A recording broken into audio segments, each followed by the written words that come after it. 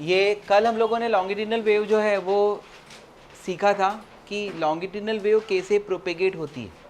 ठीक है, longitudinal wave propagate होने के लिए क्या रिक्वायरमेंट है ना, ये मैंने आपको बताया था। तो कंसेप्चुअल क्वेश्चन बनता है, what causes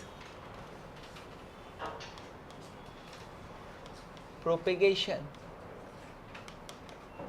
of longitudinal wave. ठीक है, what is the reason of propagation of longitudinal wave. तो आंसर मैंने आपको बताया था, एक्सेस इन प्रेशर। कितना प्रेशर का एक्सेस होता है? जो चेंज इन प्रेशर की मैक्सिमम वैल्यू होती है किसी एक पॉइंट पर, वो होती है only 1 newton per metre square. बाकी ओरिजिनल प्रेशर कितना होता है, एटमॉस्फेरिक प्रेशर कितना होता है, 10⁵ न्यूटन पर मीटर स्क्वायर। तो as compared to atmospheric pressure, सिर्फ 1 newton per metre square variation के कारण क्या हो जाता है, आपकी लॉन्गिट्यूडिनल वेव प्रोपेगेट होती है। समझ में आया? ठीक है, तुम लोगों को दिख रहा है वीडियो करेक्टली? हाँ सर। ओके, चलिए। तो अब उसके बाद में आगे हम बढ़ते हैं और आज हम लोग सीखते हैं इक्वेशन ऑफ लॉन्गिट्यूडिनल वेव। ठीक है, यानी डिस्प्लेसमेंट वेव अगर हम लेते हैं तो प्रेशर वेव को कैसे निकालते हैं, ये कंसेप्ट सीखेंगे। इसके बेसिक कंसेप्ट जो है आप लोग जब अच्छे से रियलाइज़ करोगे तब जाकर आपको लॉन्गिट्यूडिनल वेव पता होगा। अदरवाइज दुनिया में लॉन्गिट्यूडिनल वेव यानी साउंड वेव, उसकी वेलोसिटी √of b/ρ या √of γ/p/ρ, वो किस पे डिपेंड करती है ये पता होता है। लॉन्गिट्यूडिनल वेव को समझने का एक अच्छा मौका है आप लोगों के पास में। तो अभी मैं आपको क्या बता रहा हूँ, इक्वेशन ऑफ लॉन्गिट्यूडिनल वेव। कल मैंने आपको बताया था कि प्रेशर वेव और डिस्प्लेसमेंट वेव के बीच में फेज डिफरेंस होता है π/2 का। तो इक्वेशन ऑफ लॉन्गिट्यूडिनल वेव है ना, इसमें दोनों चीजें आएंगी, pressure wave and displacement wave. Pressure wave and displacement wave. तो कुल मिलाकर ध्यान से समझना कि मैंने एक पाइप विजुअलाइज किया। ये एक पाइप है, इसमें मैं लॉन्गिट्यूडिनल वेव को प्रोपेगेट कराऊंगा। Area of cross section of the pipe क्या ले लिया मैंने, A' ले लिया। Area of cross section of the pipe A' है। इसमें जब कोई वेव प्रोपेगेट नहीं हो रही है तो सब जगह प्रेशर क्या होगा, यूनिफॉर्म होगा। तो pressure inside it is P0, that means uniform सब जगह। when no wave is propagating, जब कोई वेव उसके अंदर नहीं जा रही है तो इसके अंदर का प्रेशर क्या है, यूनिफॉर्म है। सब जगह का प्रेशर कितना है, P0। इसमें एक छोटी सी स्लाइस ली है जिसकी लेंथ कितनी है, Δx। ये पतली सी स्लाइस है। अब यहां पर हम लोग ड्यू टू ट्यूनिंग फॉर्क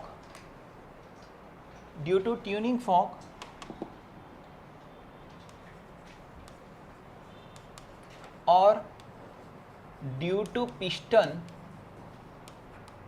हम लोग क्या करते हैं, यहां पर लॉन्गिट्यूडिनल वेव प्रोपेगेट कराते है ना। हम यहाँ पे लॉन्गिट्यूडिनल वेव प्रोपेगेट कराते हैं, है ना।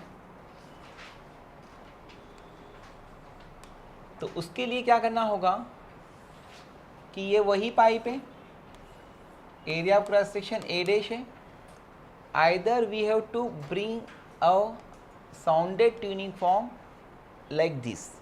मैं एक ट्यूनिंग फॉर्क को रबड़ पेड पे मारकर उसको यहाँ पर ऐसे लेकर आऊँगा, या फिर मुझे क्या करना पड़ेगा कि यहाँ पर एक पिस्टन लगाकर उसको टू एंड फ्रो मूव कराना पड़ेगा। आया समझ? जो ट्यूनिंग फॉर्क को हम रबड़ पेड पर मारते हैं तो उसकी प्रॉन्ग्स जब ऐसे ऐसे वाइब्रेट होती है तो यहाँ पर जो मीडियम के पार्टिकल्स है ना उसमें डिस्टर्बेंस क्रिएट होता है और उसके कारण क्या होता है, लॉन्गिट्यूडिनल वेव प्रोपेगेट होती है।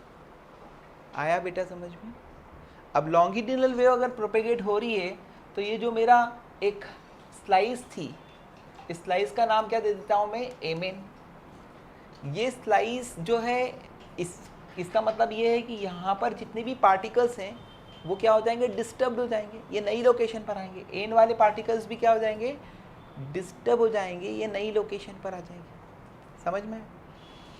तो कुल मिलाकर जो एम एन वाली पोजीशन थी बेटा, ये एम और ये एन, वो एम एन वाली पोजीशन जो है वो रीडिफाइंड हो जाएगी।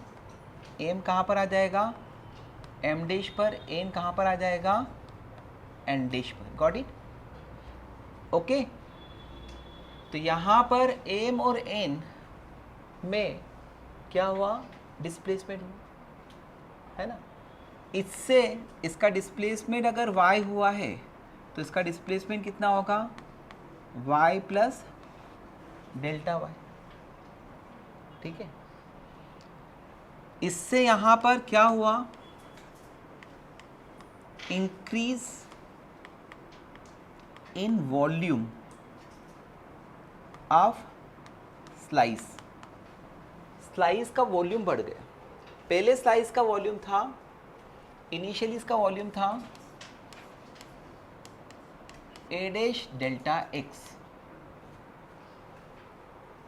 अब उसके बाद में वॉल्यूम हो गया A dash delta X plus delta Y, है ना भाई, क्योंकि ये y चला और ये y प्लस डेल्टा वाई चला, तो कुल मिलाकर वॉल्यूम कितना बढ़ा, ए डैश डेल्टा वाई। तो इंक्रीज इन वॉल्यूम निकालना है तो क्या करोगे, A dash delta X plus delta Y minus A dash delta X, that is what, A dash delta Y is the increase in the volume. यहाँ पर सब जगह प्रेशर P नॉट था, अब यहाँ पे प्रेशर क्या हो गया, यहाँ पर प्रेशर क्या हो गया, P not plus delta P1, और यहाँ पे प्रेशर क्या हो गया, P not plus delta P2। समझ में? तो जो भी प्रेशर में वेरिएशन हुआ उसके कारण एक रीस्टोरिंग फोर्स लगेगा। जब हमने वेलोसिटी ऑफ ट्रांसवर्स वेव का डेरिवेशन करा था तो उसमें मैंने ये बताया था कि टेंशन जो स्ट्रिंग में लगते हैं वो रीस्टोर करते हैं। तो यहाँ पर ये जो इधर वाला प्रेशर है ना वो डेफिनेटली ज़्यादा है, तभी ठीक नहीं, ठीक, वो डेफिनेटली ज़्यादा है। तो इसलिए यहाँ पर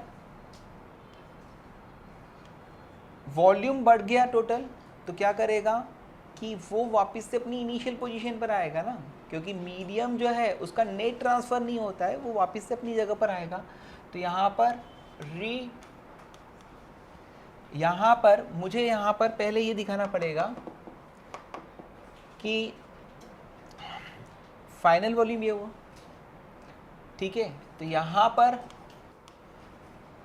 वॉल्यूम स्ट्रेन कितना डेवलप हुआ, वॉल्यूम स्ट्रेन डेवलप होगा change in volume upon original volume. Change in volume कितना हुआ, A dash delta Y, original volume क्या है, ए डैश डेल्टा एक्स, यानी delta Y by delta X is the volume strain. Bulk modulus के लिए formula क्या होता है, change in pressure upon delta V by V, ऐसे इसका नेगेटिव तब लेते हैं जब वॉल्यूम कम होता है। यहाँ पे वॉल्यूम बढ़ा हुआ दिखाई दे रहा है, इसलिए मैंने नेगेटिव नहीं लिया। तो कुल मिलाकर अगर मैं डेल्टा पी की बात करता हूँ, यानी किसी पॉइंट पर चेंज इन प्रेशर कितना होगा उसकी बात करता हूँ, तो वो क्या आता है, B into delta V by we.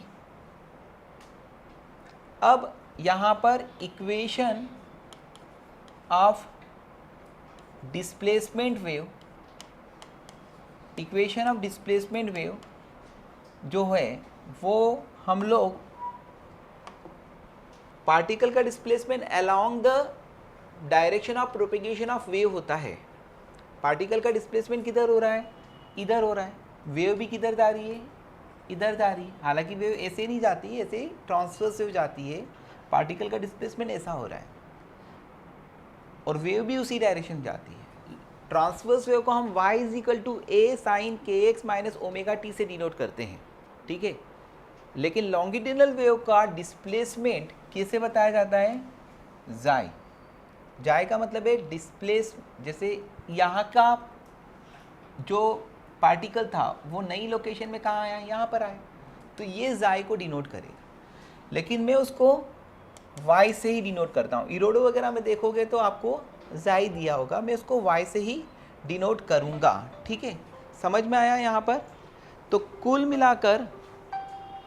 मिलाकर अभी आपको यहाँ पर y इज इक्वल टू क्या होगा, a sine K X minus omega T. फिर वापिस से बता रहा हूँ, y का मतलब होता है displacement of the particle from mean position. समझ में आए। लॉन्गिट्यूडनल वेव में डिस्प्लेसमेंट को हम क्या से बताते हैं, जाई से, है ना। लेकिन मैंने यहाँ पर इसको y से बताया क्योंकि एक ही बात है, मीन पोजीशन से डिस्टर्ब पोजीशन के बीच की डिस्टेंस को हम क्या बोलते हैं, डिस्प्लेसमेंट। उसको मैं y से भी बता सकता हूँ, ठीक है, ओके। तो y is equal to A sine K X minus omega T. ये क्या है बेटा, डिस्प्लेसमेंट वेव की इक्वेशन है लॉन्गिट्यूडनल वेव के लिए, ठीक है। अब मुझे क्या निकालना है, प्रेशर वेव की इक्वेशन। तो मेरे बच्चे यहाँ पर तुझे निकालना पड़ेगा delta Y by delta X, यानी इसको with respect to X partial differentiation कर दे।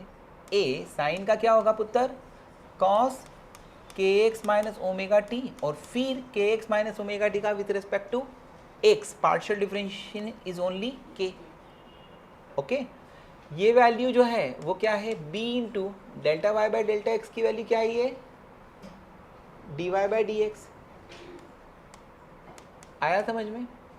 तो इसका मतलब क्या है, डेल्टा पी यानी किसी एक पॉइंट पर वेरिएशन इन प्रेशर किसके बराबर आया, बी ए के कॉस के एक्स माइनस ओमेगा टी, ये आया समझ में। ये क्या है, ये आई है प्रेशर वेव। इसका नाम प्रेशर वेव दिया जाता है। ये इक्वेशन ऑफ प्रेशर डिस्टर्बेंस है whenever longitudinal wave propagate in a medium. तो सुनिए, सिर्फ एक ही स्टेप्स में समझ में आता है कि अगर हम डिस्प्लेसमेंट वेव से क्या निकालना चाहते हैं, प्रेशर वेव, क्योंकि लॉन्गिट्यूडनल वेव को हम दो तरह से सिखा सकते हैं, प्रेशर वेव से और डिस्प्लेसमेंट वेव से, ठीक है। जैसा मैंने कल आपको बताया था कि पार्टिकल की मीन पोजीशन ये है, यहाँ पर वो अपनी पोजीशन पे टू एंड फ्रो वाइब्रेट करेगा और इसका इस मीन पोजीशन से डिस्प्लेसमेंट क्या कहलाता है, डिस्प्लेसमेंट वेव कहलाती है। तो कुल मिलाकर यहाँ पर मैंने यहाँ पर एक स्लाइस ली, है ना। जब कोई वेव प्रोपेगेट नहीं हो रही उस समय सब जगह प्रेशर क्या है बेटा, यूनिफॉर्म है। जब मैंने ट्यूनिंग फॉर्क को मारकर इस पाइप के मुंह पर रखा तो यहाँ पर डिस्टर्बेंस क्रिएट हुए, लॉन्गिट्यूडनल वेव प्रोपेगेट हुई, प्रेशर वेव प्रोपेगेट हुई। अब उसमें किसी इंस्टेंट ये जो एम स्लाइस है वो एम डैश तक शिफ्ट हुई, एन डैश तक शिफ्ट हुई। इसका डिस्प्लेसमेंट y हुआ, इसका displacement y plus delta y हुआ, है ना। और इस तरह से ऐसा होने से इस स्लाइस का वॉल्यूम जो है वो कितना बढ़ा, a डैश डेल्टा y बढ़ा। इसलिए वॉल्यूम स्ट्रेन आ गई delta Y by delta X. अब प्रेशर और डिस्प्लेसमेंट में रिलेशन, तो bulk modulus is equal to delta P upon delta V by V होता है। तो change in pressure at any given point is equal to क्या होगा, B into delta V by V यानी B into partial differentiation of Y with respect to X. हम लिख सकते हैं उसको slice as small as possible इसलिए।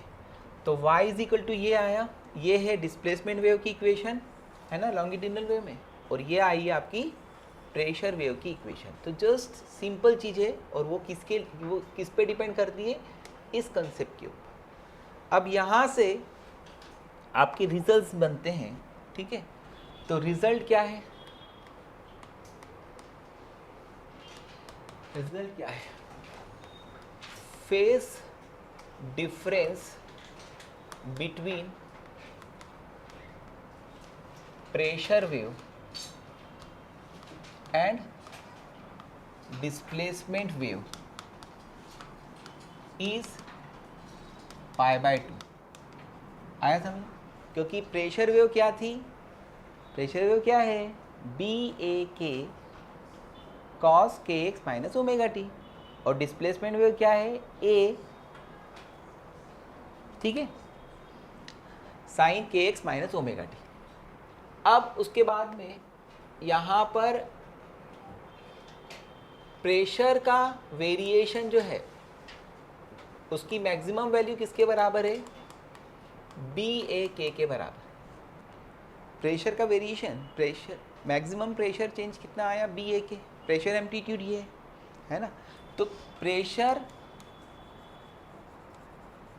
At a point, किसी पॉइंट पर प्रेशर जो है वो कितना होगा, तो वो होगा P not minus B A के से लेकर P not plus B A के, यानी बक करेंगे हम, समझे।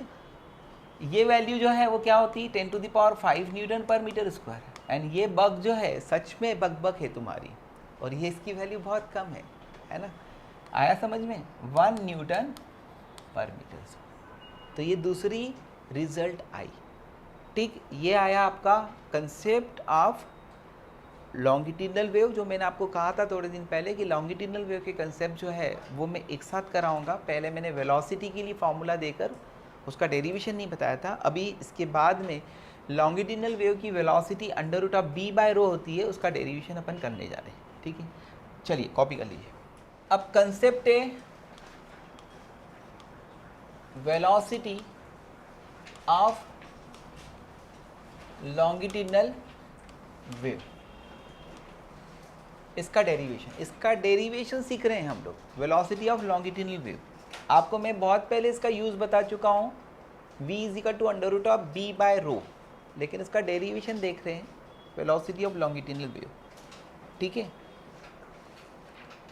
तो जब मुझे वेलोसिटी ऑफ लॉन्गिट्यूडिनल वेव समझाना है तो मेरा एक्सप्लेनेशन तो वही है।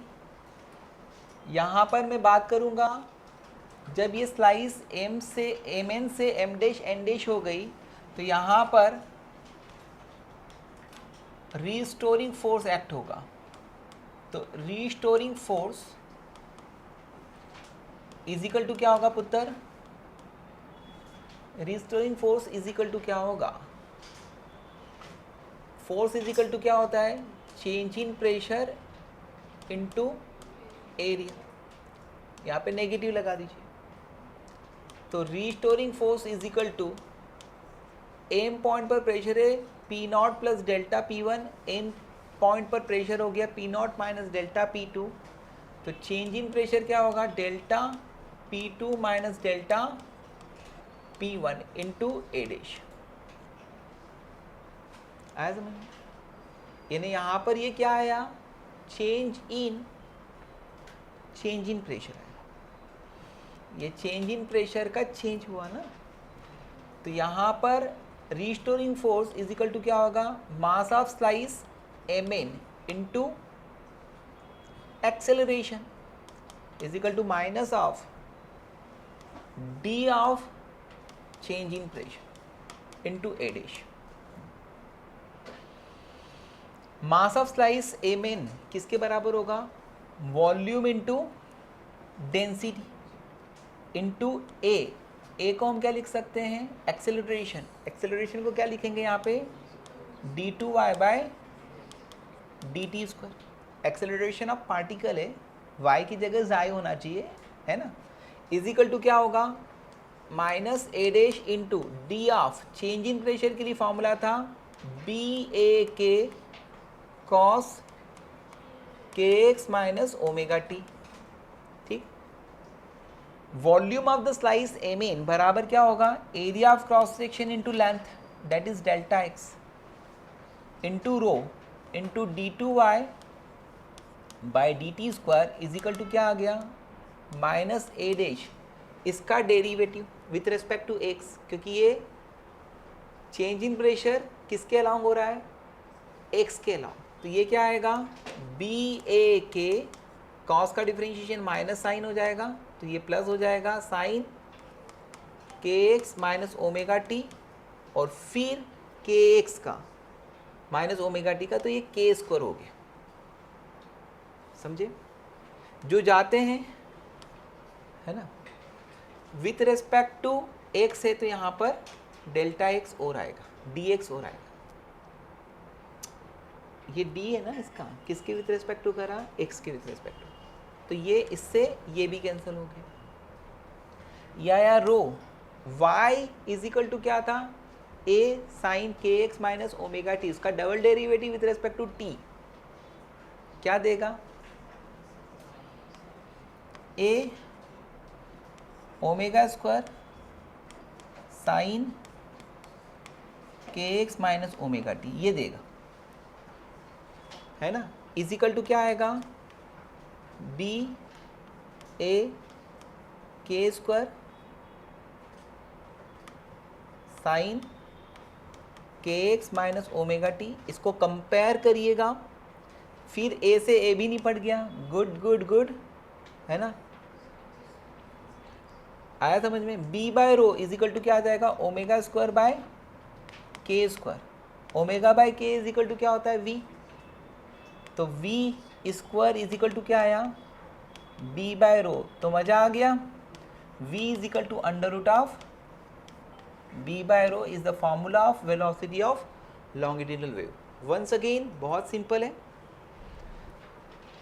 देखिए जो ये कंसेप्ट था, इसी कंसेप्ट में हमें पता है कि जब ये स्लाइस जो है वो डिस्टर्ब्ड होती है तो वापस अपनी पोजीशन पर आती है, और पोजीशन पर आने के लिए रिस्पॉन्सिबल क्या होगा, रीस्टोरिंग फोर्स।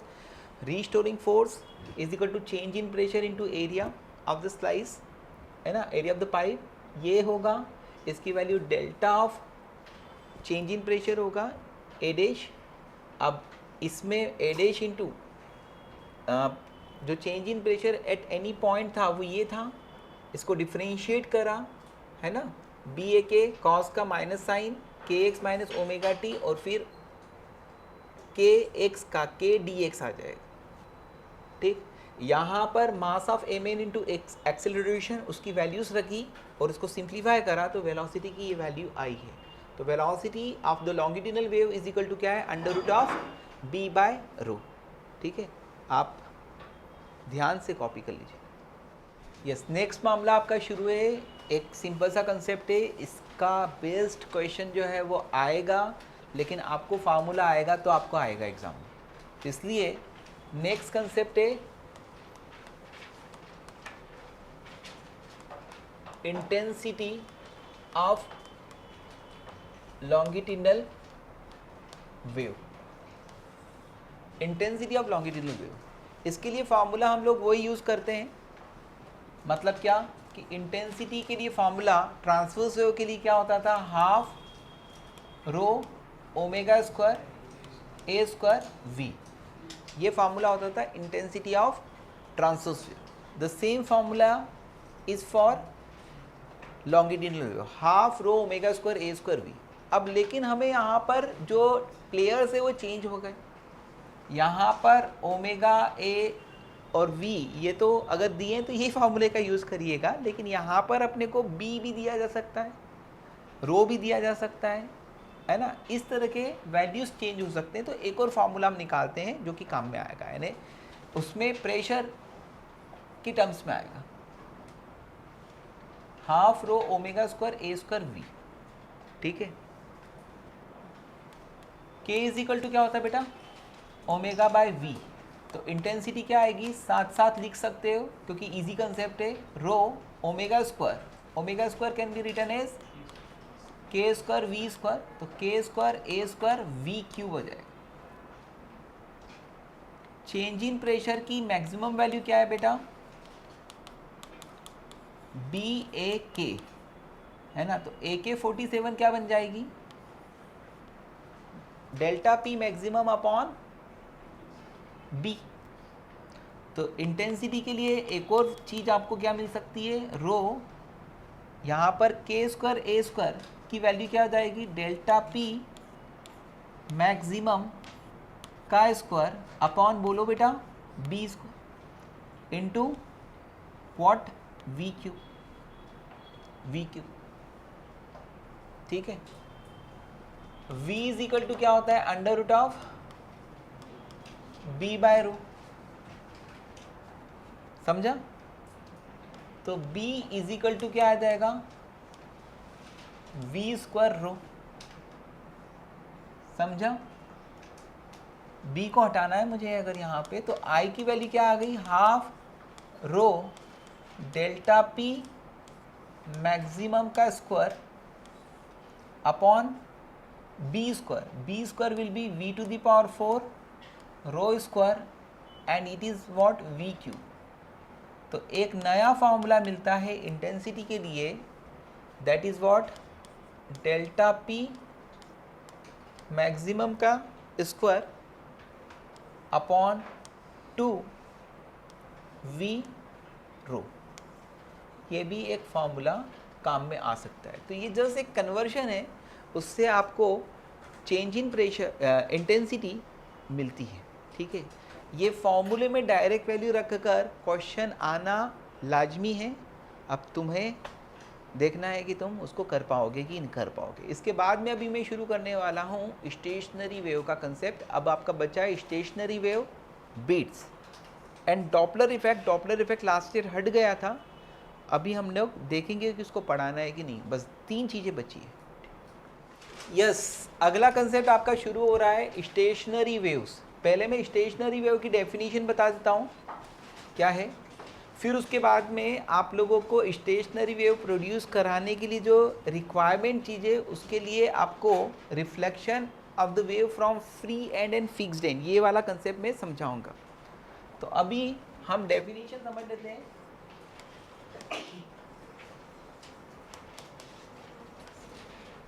कि स्टेशनरी वेव की डेफिनेशन क्या है, स्टेशनरी वेव क्या होती है।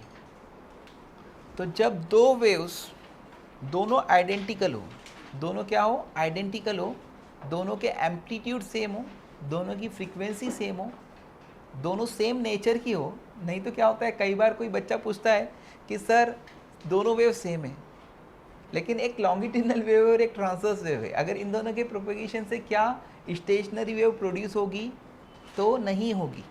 तो कई बार क्या होता है कि ये एक टर्म जो है वो मिसिंग है बुक्स में। तो when two waves of same amplitude, same frequency, है ना, सेम वेवलेंथ, ठीक है, and same nature. Same nature का मतलब है दोनों ट्रांसफर होना चाहिए, दोनों लॉन्गिट्यूडनल होती हैं। ये दोनों वेव जब अपोजिट डायरेक्शन में प्रोपिगेट होती है ना, तो जो रिजल्टेंट वेव बनती है वो वेव एनर्जी को एक जगह से दूसरी जगह कैरी नहीं करती है, उसमें एनर्जी 2 पॉइंट्स के बीच में बॉन्डेड होती है, और उस वेव को हम क्या कहते हैं, स्टेशनरी। समझ में आया? तो डेफिनेशन लिख लीजिए, when two waves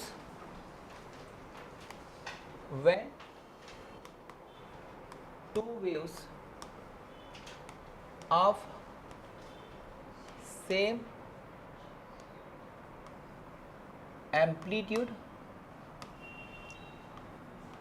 same frequency, same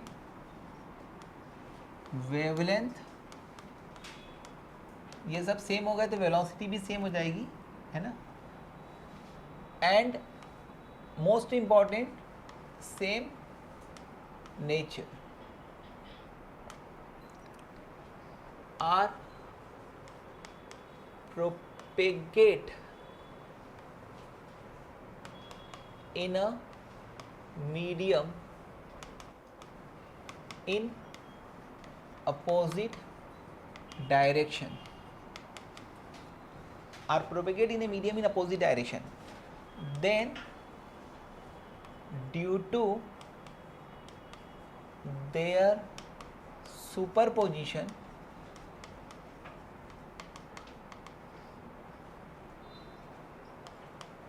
the resultant wave formed do not carry energy from one point to other point, है ना. In fact their energy, है ना, becomes bonded between two points, है ना. वो दो पॉइंट्स को हम क्या बोलते हैं, नोड्स कहते हैं, है ना. दिस फिनोमिना के कारण जो वेव प्रोड्यूस होती है उसको बोलते हैं परफेक्ट स्टेशनरी वेव, उसको परफेक्ट स्टेशनरी वेव कहते हैं. और इसमें अगर आपने बाकी सब चीज़ें सेम रखी है लेकिन एम्पलीट्यूड जो है वो क्या है, इक्वल नहीं है ना, नॉट इक्वल है ना, अनइक्वल है दो वेव के, और उसको हमने सुपर पोजिशन कराया, दो वेव्स इधर से आई और इधर से आई और उनको सुपर पोजिशन कराया, तो जो रिजल्टेंट वेव बनेगी वो परफेक्ट स्टेशनरी वेव नहीं बनेगी, वो स्टेशनरी वेव और प्रोग्रेसिव वेव का सुपर पोजिशन बनेगी, है ना.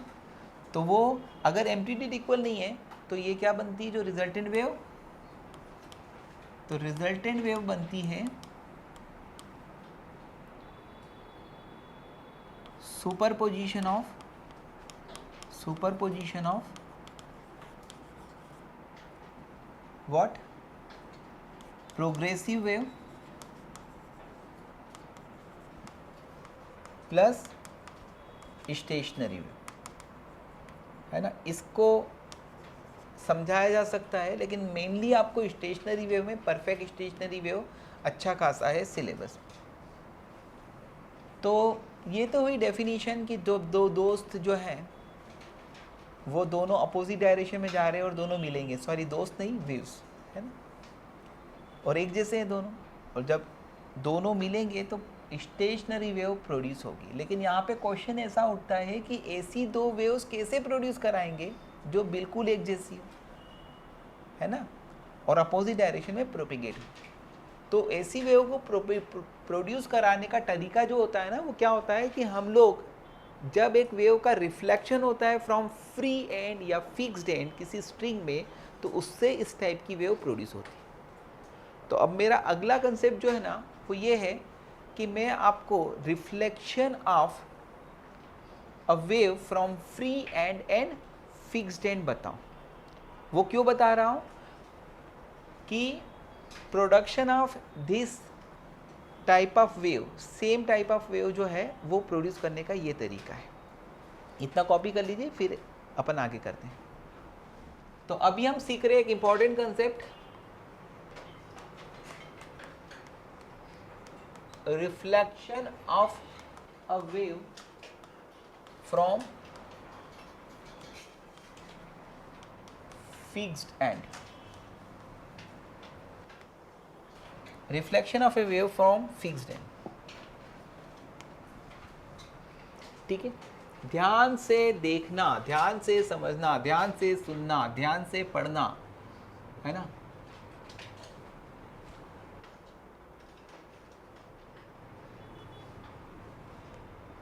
ये इसको टाइटली बांध दिया है, तो ये क्या हो गया, फिक्स्ड हो गया। तो एक स्ट्रिंग ली मैंने, उस स्ट्रिंग को किसी एक रॉड पर कस के बांध दिया, और यहाँ पर मैं डिस्टरबेंस क्रिएट करा रहा हूँ और उसको प्रोपेगेट करा रहा हूँ, है ना। जब वेव ये डिस्टरबेंस टकरा कर लौटेगा तो हमें आइडेंटिकल वेव मिलेगी, जिसका एम्पलीट्यूड भी इसके बराबर होगा, जिसकी फ्रीक्वेंसी भी इसके बराबर होगी। फ्रीक्वेंसी तो ऐसे भी चेंज नहीं होती रिफ्लेक्शन में, जिसकी वेवलेंथ भी वैसी होगी, जिसकी वेलोसिटी भी उतनी होगी अपोजिट डायरेक्शन। तो ये हुआ इंसिडेंट वेव, ये इधर जा रहा है, करेक्ट। जब ये ऐसे जा रहा है तो क्या करता है, ये आगे वाले आने वाली स्ट्रिंग को ऊपर करता जाता है, और जो पीछे वाली स्ट्रिंग है उसको स्थिर करता जाता है, रेस्ट में करता जाता है, ऐसे ही आगे प्रोपेगेट होता है। तो ये हुआ वेव। अब जब ये यहाँ पर आएगा, है ना,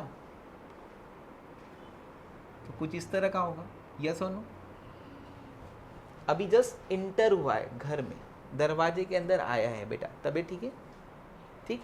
तो ये वेव ऐसे प्रोपेगेट हो रही है, आगे वाली स्ट्रिंग को अब मूव करा रही है, और पीछे वाली स्ट्रिंग जो है वो रेस्ट में होती जा रही है, समझ रहे हैं। अब क्या होगा यहाँ पर कि जब वो यहाँ पर आएंगी वेव, तो string exert upward force on fixed end।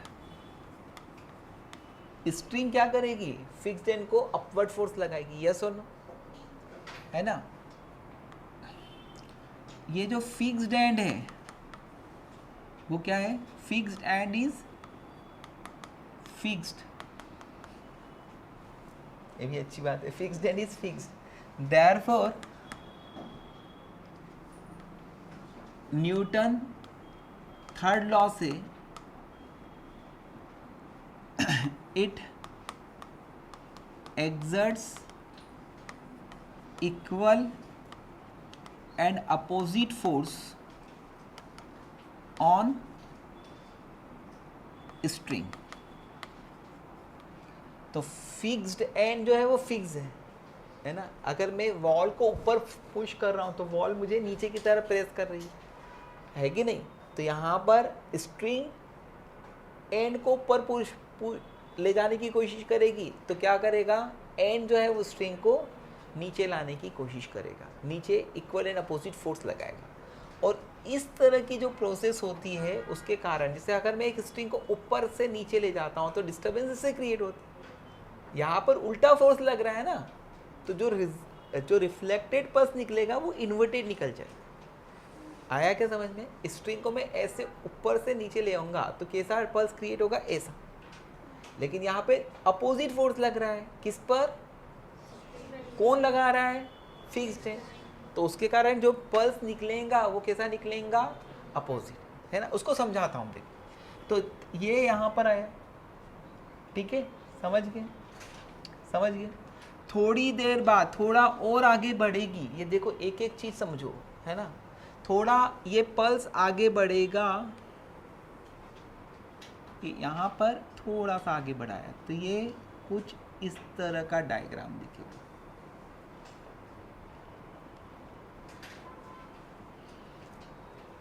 फिर थोड़ा और आगे बढ़ेगा तो ये स्ट्रेट दिखेगा।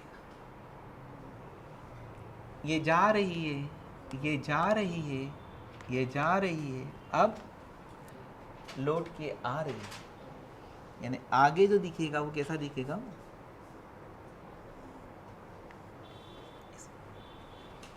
तो तुम बोलोगे सर ये कंसेप्चुअली आपने समझाया, हमें समझ में आ गया। क्या समझाया कि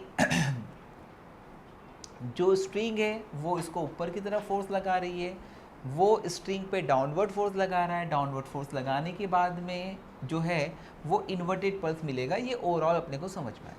ये बीच वाला जो डायग्राम है इसको और समझने के लिए हमारे पास में एक ट्रिक है, टेक्निक है, वो टेक्निक मैं आपको बता रहा हूँ। तो ये हुआ conceptual explanation, the reason beyond की रिफ्लेक्शन क्यों होता है, तो न्यूटन थर्ड लॉ के कारण। ठीक है, अब मैं इसको अगर मान लीजिएगा किसी भी तरह की वेव दी जाए और आपको रिफ्लेक्टेड वेव को ड्रॉ करना पूछा जाए, डायग्राम भी पूछे जा सकते हैं बेटा, तो उसके लिए मैं बता रहा हूँ बहुत ईजी है ना, अच्छा लगेगा। तुम जिनको ड्राइंग पसंद है उनको अच्छा लगेगा, है ना। तू मत खुश हो, है ना, क्योंकि इसके साथ दिमाग भी चाहिए। ठीक, मजाक कर रहा हूँ, नहीं तो तुझे बुरा नहीं लगता, और कभी लग गया तो भयंकर लगेगा। सुन बेटा, मजाक ने ये भी सुनो बेटा। बेटा इधर से एक आ रही है, कौन? वेव। इस वेव का मुझे क्या बताना है? रिफ्लेक्टेड वेव किस तरह से होती है, ध्यान से समझना, ठीक है।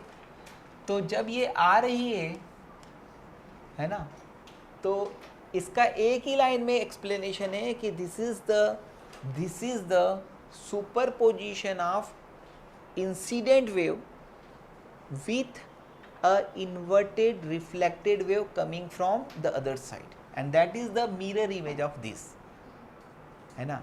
शुद्ध शब्दों में बोलूँ तो इसका एक आइडेंटिकल इन्वर्टेड वेव के साथ में सुपरपोजिशन, जो कि उसकी अपोजिट डायरेक्शन से आ रही है, ऐसा इमेजिन किया गया है, ये ट्रिक है ना। और वो तो यहाँ से एक क्या आ रही है, एक आ रही है identical inverted pulse, opposite direction, दोनों इक्वी डिस्टेंस। फिर उसके बाद में इस डायग्राम में क्या होगा, वही होगा जो है ना, मैं बताऊंगा। ये आई, अभी दोनों का मिलन नहीं हुआ, उधर से वो आई, है ना, कौन सी आई? आइडेंटिकल इन्वर्टेड आई, यस और नो? अभी दोनों का इनकाउंटर नहीं हुआ। फिर देखो, अब यहाँ पर ये वाले डायग्राम, यहाँ तक तो अफेक्टेड हुई नहीं ना भाई, है ना। अब क्या हुआ यहाँ पर, ध्यान से समझना, ध्यान से देखना, करेक्ट। अब ये जा रही है लाइक इनविजिबल चीज, उधर से आ रही है कौन? Identical inverted, identical inverted, identical inverted. बोला, सही बोला। तो माय डियर दोस्तों, यहां पर इनकाउंटर कितने रीजन में हुआ? कितने रीजन में? इस वेव के कारण डिस्प्लेसमेंट कितना है? 0। इस वेव के कारण कितना है? ग्रीन वाला पार्ट थोड़ा इतना, तो रिजल्टेंट डिस्प्लेसमेंट क्या होगा? इतना। इस वेव के कारण डिस्प्लेसमेंट इतना है, इस वेव के कारण इसके बराबर ही है, इक्वल एंड अपोजिट है, तो रिजल्टेंट डिस्प्लेसमेंट इस पॉइंट का क्या होगा? 0। तो जो रिजल्टेंट शेप बनेगा ना यहाँ पर, वो मैं ऐसा दिखा रहा हूँ, ठीक है। ये देख, दिखा कि नहीं दिखा, है ना। क्यों? क्योंकि इन दोनों का सुपरपोजिशन होने पर यहाँ देख भाई, ये वाला पार्ट तो ऐसे भी फिक्स्ड है, वो तो फिक्स्ड ही रहेगा। तो जो इतना पार्ट में सुपरपोजिशन हुआ, वो यहाँ से यहाँ तक ऐसी रही, इधर वाला पार्ट ऐसा हो गया, ठीक है। ज़्यादा डिटेल नहीं, आगे बढ़ते हैं। अब आगे आने वाली ये है भाई, ये वाला, तो इसमें क्या हुआ? ये वेव थी, इसमें क्या हुआ?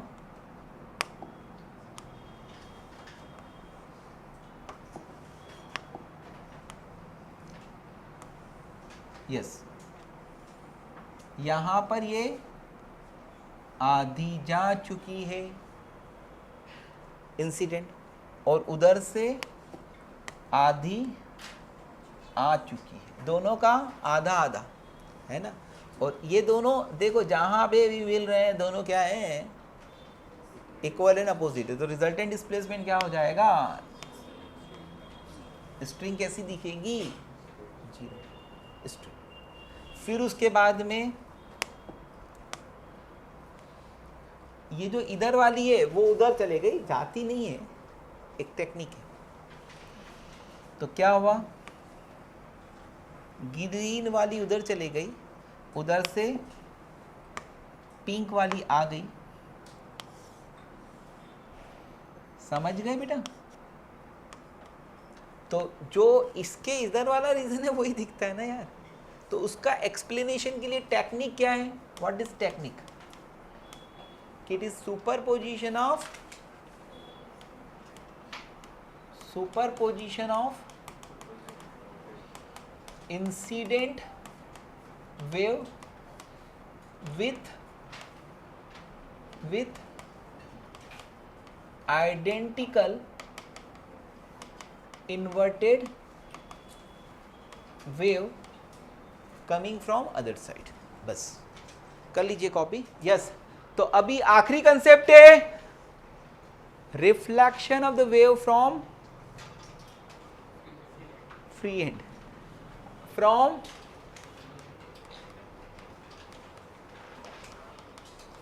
Free end reflection. लकड़ो है ना, and Abhinandan, reflection of wave from free end. Free end का मतलब क्या? ध्यान से समझना, जल्दी समझा दूंगा। ये एक वेव है, ये जा रही है, यहां पर एक रॉड है, यहां पर एक रॉड है, एंड ये रॉड को मैंने क्या करा है, यहाँ पर स्ट्रिंग को लूज टाइट करा है, यानी थोड़ा सा गैप रख कर नॉट बांध दिया। That is called free and. इसको हम बोलते हैं फ्री एंड। समझे? अब दन दनादन दन समझने वाली चीजें हैं, समझा देता हूँ। ये जा रही है यहाँ पर, ये जब यहाँ तक पहुँचेगी तो क्या होगा? कोई चेंजेस नहीं होगा। यस और नो? कोई चेंजेस नहीं होगा। फिर उसके बाद में ये और आगे पहुंचेंगी तो क्या होगा?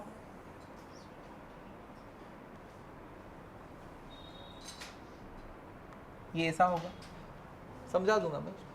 फिर उसके बाद में ये और आगे पहुंचेगी कर्मण्या, तो जो एम्पलीट्यूड है ना बेटा, उसका डबल हो जाएगा। ये ऐसा, इसका एम्पलीट्यूड क्या है? ए है, यहाँ पर एम्पलीट्यूड क्या हो जाएगा?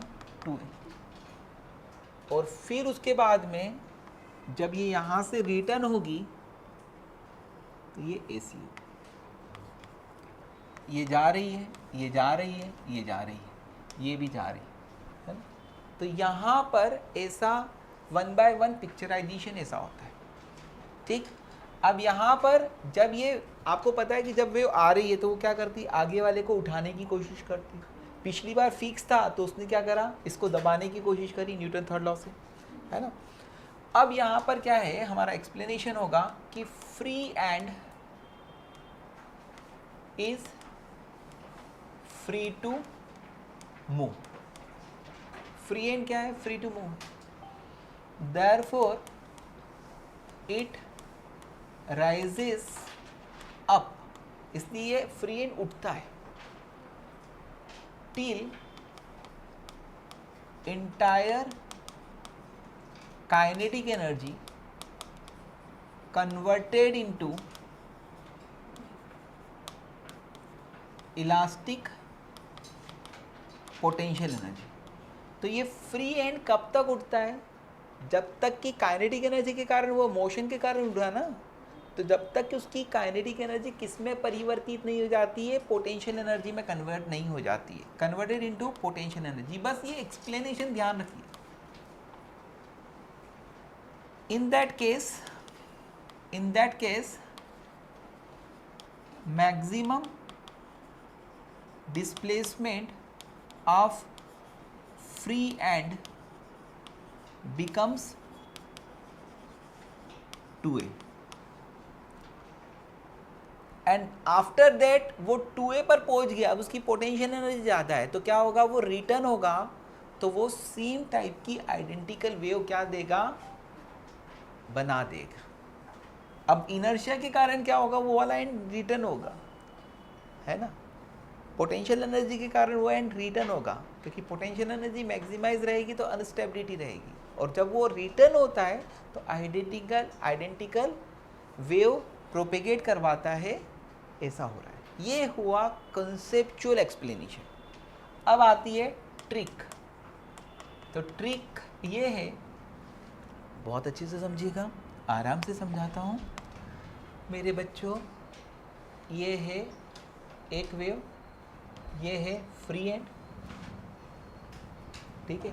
तो इसकी आइडेंटिकल मिरर इमेज आ रही है अपोजिट एंड से। क्या आ रही है? ये है आइडेंटिकल मिरर इमेज, है ना। ये आ रही है फ्रॉम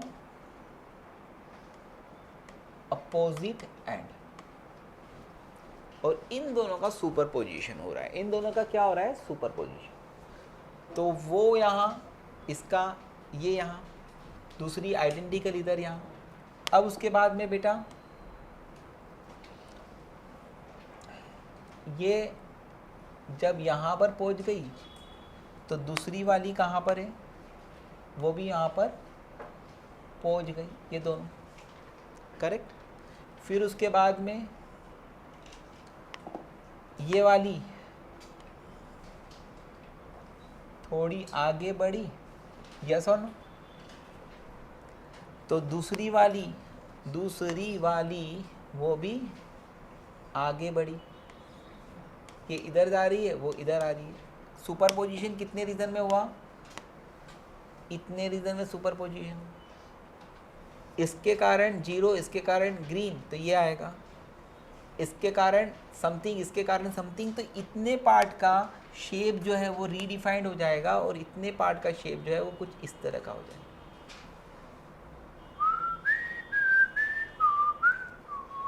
समझो? फिर मेरे मित्र यहाँ पर आएगी इंसिडेंट वाली, समझ में आ ली, है ना। इंसिडेंट वाली कितनी आगे बढ़ गई? आधी। और उधर से आने वाली कौन सी वाली? आइडेंटिकल मिरर इमेज, ये सी वाली। अब दोनों का सुपरपोजिशन ग्रीन और पिंक का, तो बन जाएगा ऑरेंज, और ये मेरा बन गया देश महान। इसका हो गया डबल एम्पलीट्यूड। नहीं समझे? इसका एम्पलीट्यूड है, इसका एम्पलीट्यूड है, दैट इज 2a, ठीक। फिर उसके बाद में यहाँ पर जाने वाली ये, और इधर से आने वाली ये रिफ्लेक्टेड, ये रिफ्लेक्टेड। समझ गए क्या बेटा? Got it? तो ये हर एक पोस्चर का एक्सप्लेनेशन है कि why, how we can get the reflected wave from the free end. Conceptual explanation है कि फ्री एंड तब तक मूव होता है जब तक entire kinetic energy potential energy में नहीं कन्वर्ट होती। उस समय पार्टिकल का maximum displacement from the mean position कितना होता है? 2a होता है। And whenever due to the inertia वो एंड रिटर्न होता है, तो उसके कारण क्या होता है? आइडेंटिकल वेव प्रोड्यूस होती है, जो कि रिफ्लेक्ट होती हुई आती है, ठीक है। तो ये था आपका reflection from free and. Okay, copy कर लीजिए, और कोई डाउट हो तो पूछ लीजिए।